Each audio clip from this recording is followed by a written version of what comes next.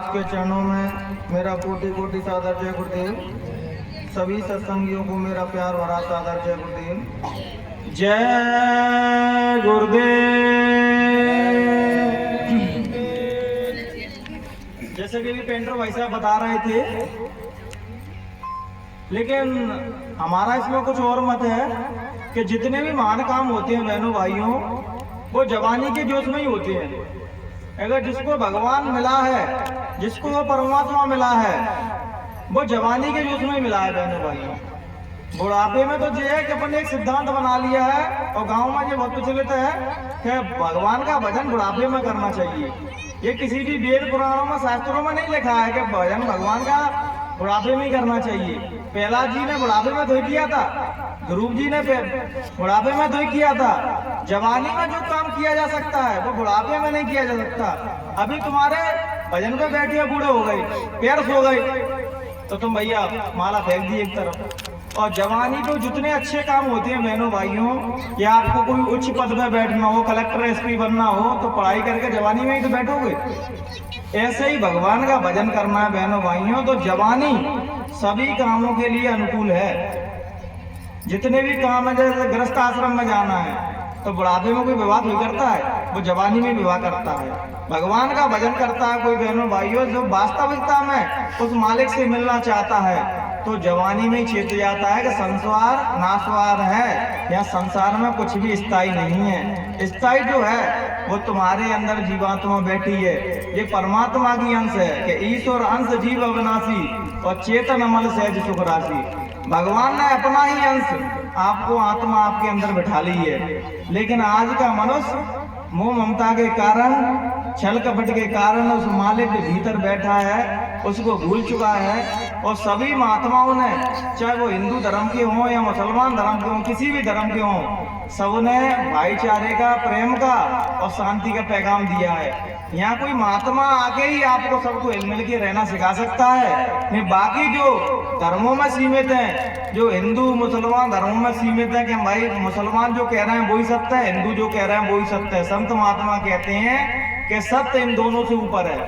सत्य तक तो वही पहुंच सकता है जो ना हिंदू बचा है ना मुसलमान बचा है, वही सत्य तक पहुंच चुका है। संत जब तक अगर ये भावना रखेंगे कि मैं हिंदू पहले हूँ बाद में संत हूँ, तो अभी बहनों भाइयों वो संत नहीं हुए हैं। अभी संत वही है जिसकी ना कोई जाति बची है, अब ना कोई मजहब बचा है, ना धर्म बचा है, वो किसी में भी बंधे। जैसे परमात्मा के लिए सभी बच्चे हैं, वो किसी में भेदभाव नहीं करता है, ऐसे ही जो संत महात्मा होते हैं उनकी सब बच्चे होते हैं, वो किसी में भेदभाव नहीं करते। जो उदाहरण के लिए सूरज देख रहे हो आप, ये सूरज का प्रकाश सबको वो समान रूप से प्रकाश दे रहा है। किसी में भेद कर रहा है कि भैया मैं इसको मुसलमान को नहीं दूंगा, हिंदू को दूंगा, या हिंदू को नहीं दूंगा मुसलमान को दूंगा, दे रहा है प्रकाश। ऐसे ही जो संत महात्मा होते हैं बहनों भाइयों, उनके अंदर से एक पॉजिटिव ऊर्जा निकलती है जो वह भगवान के रास्ते की ओर हमें प्रेरणा देती है कि भगवान की ओर चलना चाहिए। उनको देख के ऐसे लगने लगेगा अरे संसार में काम फंसे हैं हम। उनके तेजस्वी स्वरूप को देख के, वो तेज चेहरे को, तेज को देख के, जहाँ आज आप देख लो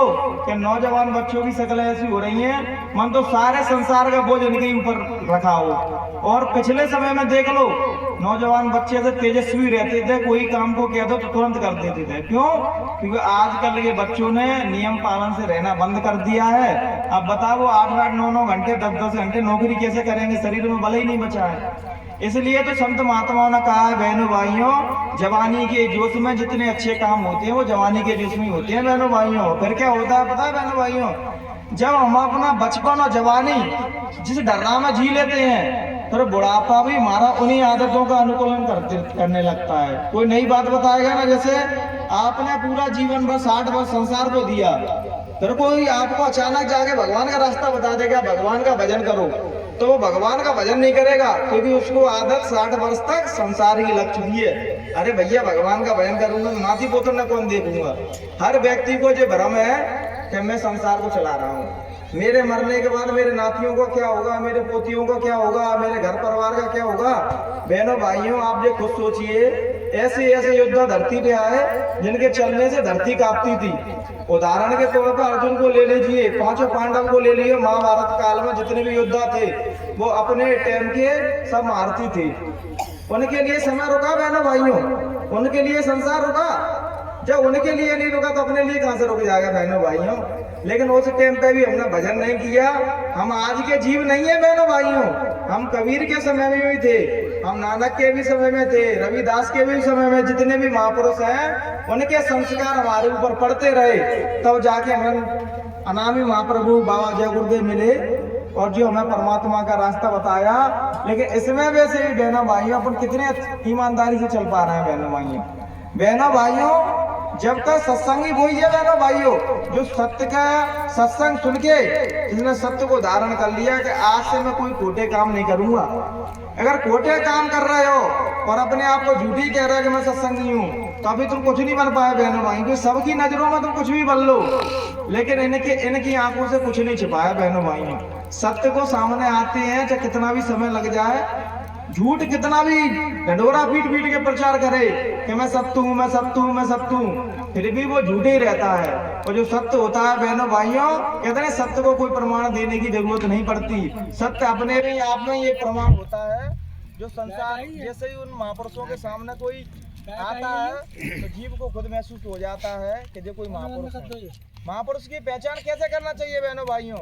महापुरुष की पहचान ऐसे ही करना चाहिए, जब भी जीव कोई उनके सम्मुख आएगा तो उसको एक आत्मिक सुख मिलता है, उसको ऐसा लगता है कि इनको देखते ही रहूं, इनको निहारता ही रहूं, इनके चरणों में ही पड़ा रहूं। जैसे हम ईश्वर की आराधना करते हैं, आरती वगैरह भगवान का भजन करते हैं, तो ऐसा नहीं लगता हम लोग करते ही रहो, लेकिन माया के कारण, वो ममता के कारण अब थोड़ी देर के करने के बाद फिर चले जाते हैं। लेकिन एक भजन बहनों भाइयों तुम्हारे अंदर 24 घंटा चल रहा है, 24 घंटा भगवान का स्मरण तुम्हारे भीतर चल रहा है, लेकिन वो ममता के कारण हमको दिखाई नहीं देता। वो सभी महात्माओं ने, कल मैं एक किताब पढ़ रहा था, उसमें कह रहे कि सभी महात्मा, जितने भी महात्मा आए, इस जटिल सत्य को सभी महात्मा ने कहा कि ईश्वर कहीं तुम्हें बाहर नहीं मिलेगा। जिसने भी ईश्वर को बाहर ढूंढा है बहनों भाइयों, वो मन के कारण ढूंढा है, मन गुमराह कर देता है तो हम बाहर ढूंढने लगते हैं ईश्वर को। वो किसके लिए?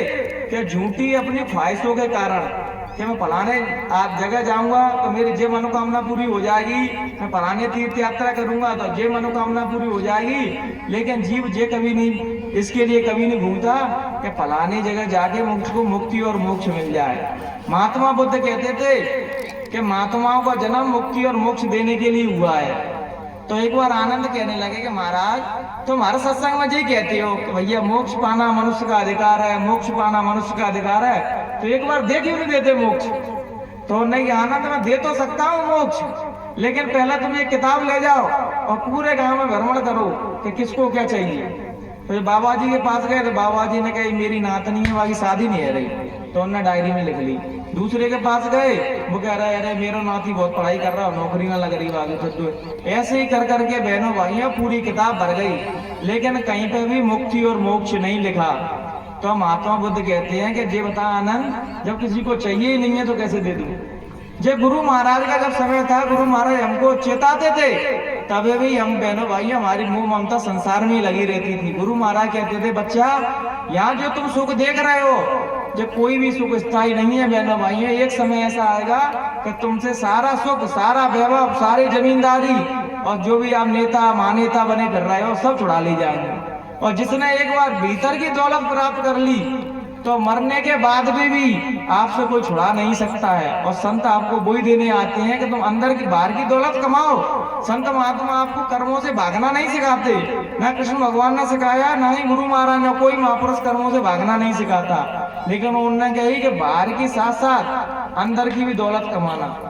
गाँव में देखते थे बहनों भाइयों, जो 2000 रुपये महीने कमाते थे ना, वो भी किसी धर्म के कार्य के लिए 150 रुपये देते थे।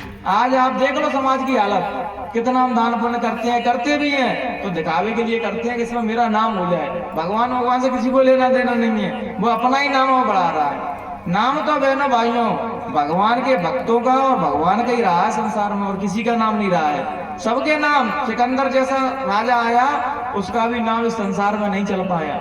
और आज देख लो नानक को जाए कितना समय हो गया, कबीर को जाए कितना समय हो गया, लेकिन फिर भी उनका नाम आदर और सम्मान के साथ लिया जाता है। ये भगवान की भक्ति का फल है कि जो भी भजन करता है वो निष्फल नहीं जाता, उसको भगवान कोई ना कोई फल देते हैं। इसलिए बहनों भाइयों, यहाँ में जितनी भी मेरी दृष्टि जा रही है, ज्यादातर मोस्टली आदमी सब वृद्ध ही बैठे हैं। अगर अब आप आपके अपने कल्याण के बारे में नहीं सोच रहे बहनों भाइयों, तो जे केवल आप अपने आप से झूठ बोल रहे हो और अपने आप को छल रहे हो कि अब जब तुम अब भी थोड़ा अपने बारे में नहीं सोचोगे तो जिंदगी भर तो सोच लिया, मरने के बाद जेई नाती तुम्हें जला देंगे मरगटा में। जब चैन अंगूठी तुम्हारी नहीं निकल रही होंगी तो अंगूठी कटवा देंगे चैन अंगूठी के चक्कर में, और जिनके लिए तो मरे पड़ रहे हो बहनों भाई।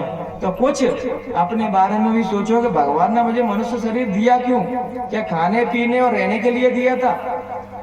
इसमें ही बहनों भाई भजन कर सकती हैं। देखो वो कुत्ता फिर रहा है, वो भजन नहीं कर सकता है, लेकिन तुमको परमात्मा ने बुद्धि दी है कि तुम भजन कर सकते हो। सभी महात्माओं ने एक ही पैगाम दिया है कि मनुष्य शरीर में आए हो तो सबसे पहले उसके अंदर मानवता होनी चाहिए। तुम कितने भी सदग्रंथों को पढ़ लेना, वेद पुराणों को पढ़ लेना, अगर तुम्हारे अंदर इंसानियत नहीं आई, मानवता नहीं आई, तुम सच्चे इंसान नहीं बन पाए। ये पता नहीं कहते नहीं कहा जाने क्या रूप में नारायण मिल जाए। इसलिए संत महात्मा तुमको सबको मोहब्बत करना सिखाते हैं। एक संत के पास एक बच्चा गया तो उन्होंने पूछा कि महाराज मेरे सामने भगवान आ जाएंगे तो मैं पहचानूंगा कैसे उनको? तो उन्होंने कहा कि भगवान को पहचानने का मैं तुझको एक सूत्र दे रहा हूँ, इससे तू भगवान को पहचान सकता है कि ये भगवान है। तो उन्हें क्या सूत्र है महाराज? तो उन्होंने कहा सूत्र ये है कि आज से तू सभी जितने भी जानवर है, पशु पक्षी इंसान है, सबसे मोहब्बत करना, प्रेम करना चालू कर दे। फिर जिस भी रूप में भगवान तेरे सामने आएंगे तू पहचान लेगा। जब नफरत ही नहीं होगी किसी के प्रति तो भगवान किसी भी रूप में आ जाए पहचान लेंगे। नामदेव के जीवन में कुत्ता के रूप में आए तो कुत्ता रोटी लेके भाग गया और घी लगा नहीं था उसमें, तो पीछे लेके भागे, प्रभु घी तो लगा लो। वो नामदेव कुत्ते में भगवान को देख सकते हैं, हम इंसानों में भगवान को नहीं देख पा रहे हैं। आप देख रहे हो धर्मों के नाम पर कितनी लड़ाई हो रही है कि धर्म के नाम पर लड़ सब कोई रहा है और धर्म को जान कोई नहीं रहा है। राम जी कहीं होंगे ना तो आज कह रहे होंगे कि नालायक बच्चों, मैंने तुमको मानवता के साथ प्रेम से रहना सिखाया, लेकिन आज तुम मेरे नाम पर लड़ रहे हो। अगर मोहम्मद कहीं होंगे तो कह रहे होंगे मैंने तो शांति का, भाईचारे का, प्रेम का पैगाम दिया था, और आज अपन मनुष्य क्या कर रहे हैं? क्योंकि महापुरुष जो कहते हैं हम उनकी बात को एजिटिक नहीं समझते हैं, उसकी बात का कछु भी कछु अर्थ निकाल लेंगे। आज अपन सोचते हैं कि शक्ति प्रदर्शन करना ही धर्म है, चाहे वो हिंदू हो या मुसलमान हो, वो तलवार निकाल के शक्ति प्रदर्शन गोली बंदूकें निकाल के समझते हैं कि राम की प्रसन्न करना है। भगवान को प्रसन्न तब करोगे बहनों भाइयों जब कोई तुम्हें जरूरतमंद की जरूरतें पूरी करोगे, भूखे को खाना खिलाओगे, निर्वस्त्र व्यक्ति को कपड़े दोगे और अज्ञानी व्यक्ति को ज्ञान दोगे। आजकल हम बहनों भाइयों सभी ने अपने अपने दायित्व छोड़ दिए हैं, इसलिए तो हम परेशान हैं। पहले समय में बहनों भाइयों जो सेठ साहूकार रहते थे ना, वो सबसे ज्यादा दान पुण्य करते थे बहनों भाइयों, इसलिए तो सेठ बनते थे। आजकल कोई सेठ बन गया, कोई पैसा वाला आदमी बन गया तो पूरा जीवन अपने भोगों में खत्म कर देता है। और भोगों ने तुम्हें दिया क्या है? अच्छा खासा शरीर था जब ब्रह्मचारी थे तुम थे, और भोगों के चक्कर में तो तुम बूढ़े होके बैठ गए। अगर भोगों में नहीं उतरते, उनकी सच्चाई को समझ लेते तो आज तुम्हारी दशा ये नहीं होती बहनों भाइयों। बहनों भाइयों एक टेलर जी थे, टेलर जी, तो वो क्या है कि एक वो लगाते थे लॉटरी, लॉटरी लगाते थे तो ना वो तो लगा देते थे। तो एक बार क्या लॉटरी खुल गई, उनकी खुल गई तो एक कोट पैंट पहन के व्यक्ति आया उनके पास और नहीं महाराज आपकी लॉटरी खुल गई है, चलो 1 करोड़ रुपया। अच्छे खासे टेलर थे, उन्होंने दुकान बंद की और दुकान बंद करके चाबी कुएं में डाल दी और बढ़िया उन्होंने कोट कोट पहना और वो ही भोग में उतर गए। जब भोग जी दिए 1 करोड़ रुपया खत्म हो गया बहनों भाइयों। तो जी के जब भोगों में उतरोगे, दारू शराब पियोगे, स्त्रियों के साथ संबंध बनाओगे तो ऐसे हो गए लकड़िया बिल्कुल। जब पूरा धन खत्म हो गया तो कुएं में उतर के चाबी ढूंढना है, तो चाबी कहाँ, फिर दुकान खोलनी है। तो बहनों भाइयों जब उन्होंने फिर दुकान खोली और जब वही नियम उन्होंने चलाते रहे तो फिर उनका वही लॉटरी का डेट खुला, फिर 1 करोड़ रुपए आए। तो उन्होंने हाथ जोड़ के कहा कि महाराज 1 करोड़ रुपए अब की बार मुझे आए, मैं अब की बार गलती नहीं करूंगा। ये 1 करोड़ मैंने ले लिए, अब तुम किसी जरूरतमंदों को इनको बांट दो। तो ये होता है कि मैं तो एक बार नहीं जाने कितनी बार चेताया उन्होंने। हर बार जाते थे आश्रम पे और कहते थे गुरु महाराज गुरुआ की माफी, और जे और पक्षी दे दे गुरु महाराज जे काम है और जे और कर दो।